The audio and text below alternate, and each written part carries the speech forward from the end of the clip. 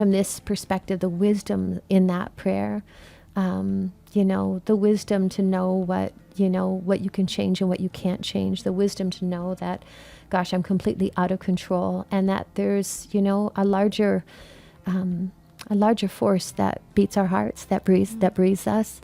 And I think surrendering to, God of understanding, to, whatever that looks like for you. I think that's where we come to a surrender of peace. I think that's really what faith, no matter what that looks like, whether it's in a religion, outside of a religion, in an organization, life is kind enough. It gives us a choice to find what's true uniquely to ourselves. And my parents were super cool. My mom, you mentioned your mama.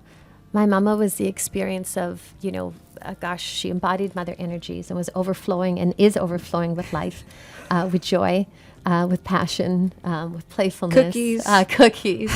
And always nourishing, whether it's, you walk into her home and my parents' home and you just feel like enveloped, you feel hugged by that space. And, my mama's love of life and my parents' servitude to life.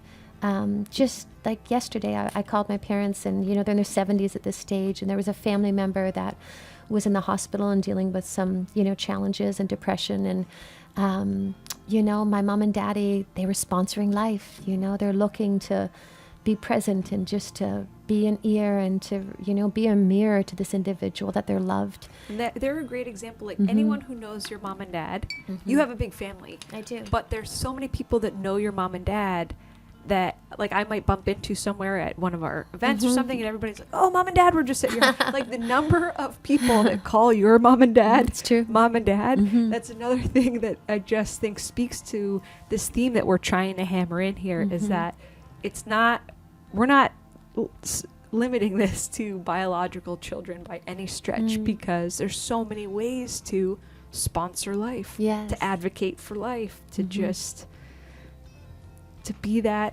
mentor for someone, age aside. It's not even that. It's just about so much more. It's love. It's love. Let's just call it what it is. It truly is. Yeah. And I think it's beautiful to recognize that. Like, I look at, my parents are such a beautiful example, but all the ways that, they express love, all the ways that they support, all their thoughtfulness, their consideration, their kindness. I was blessed with a remarkable example. And, you asked me of what I would want to instill upon, our daughter. And I think it's just that. It's we're gifted and blessed with the gift of life. We wake up in the morning and it's like, hello, I'm alive. I'm like this, we're spinning on this planet and my heart is beating, and like just even sitting here, there's these lights and this microphone, and this is going to be projected out, and some of you are going to be driving to work, hopefully we're somewhere doing something and listening to this. Like, that's just crazy, the crazy sheer miracle of life. And I think to connect to that reality, to connect to the beauty, to come back to the core. Like, there's so much external right now that's distracting us from what's really meaningful, and possibly a broader perception or a broader understanding, rather than what we recognize on our social media, what we might read on our social media, what we might hear in the news. And I don't know, I think it's that core essence of allowing that, calling them mother energies, calling it essence, whatever name you want to give it, or just simply love. I think allowing that to lead and to extend on social media. There's a lot of confusion there. There's a lot of people maybe, sponsoring something else, it can be a culture of sometimes innocently tearing people down, or, meta commenting of what one doesn't like. Or it's like, what about just like offering and being like, gosh, you know what? Like, offering kindness, offering sincerity, acknowledging, like, that is how this shifts. It starts with me, it starts with you, and it starts with each of us recognizing that, gosh, I'm here and it's a gift to be alive. And I've been blessed with life, and how I live my life, and how I touch life. I think that's the greatest blessing and gift back to this reality and this existence and this moment. It's beautiful. That's really beautiful. And I think I would add too, so no one would even misunderstand, that when you say this whole, gift of life and this blessing of life, that's not to say that it's without, the challenges. Of course. And even, you and Tony have a friend in Ken Wilber who this phrase gets thrown around a lot, but like grit and grace, that Yes. makes me think of what it is to sponsor life. There's grit and there's grace. There's this fragility of life and this fierceness. Like, we watch a lot of Animal Planet with our little one, and you see we're sitting in this library right now recording this podcast, and there's a giant elephant painting that I'm looking at over Stage's head, and I'm thinking about, we watched this one episode of these matriarchal elephants like leading the pack, and it's like the physicality of it, and there's like this spiritual welfare element that is taken on too through.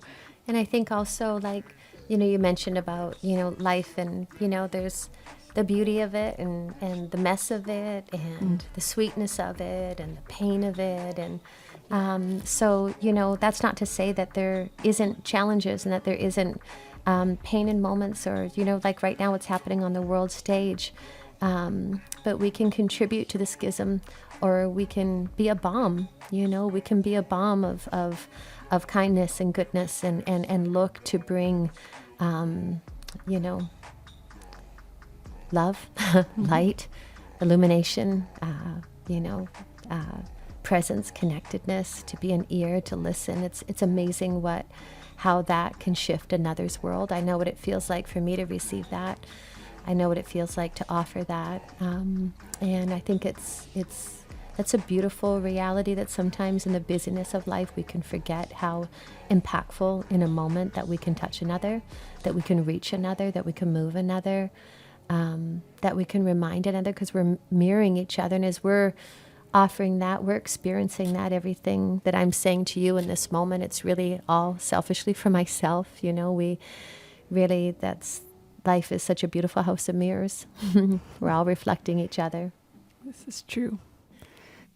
Tony always says that in nature there are no straight lines. And certainly my own path to motherhood was not a straight line.